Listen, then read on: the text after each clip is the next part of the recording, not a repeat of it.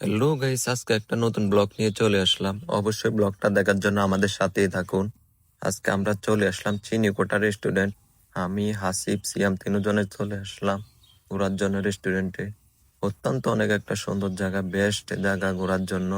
14 গ্রামের ভিতরে যদি আমি বলি ঘোরার জায়গার জন্য সবচেয়ে থেকে বেস্ট হলো চিনিকোটা রেস্টুরেন্ট।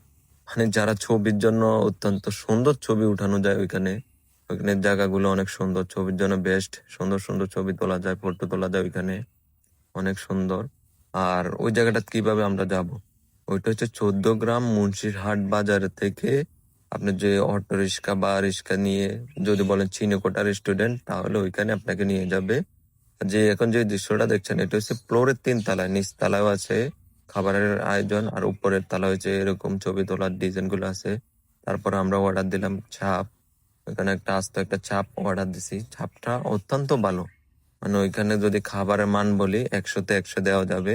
মানে খাবারটা খাই অনেক ভালো লাগছে, অত্যন্ত ভালো খাবার, দিক দিয়ে তারা অনেক ভালো।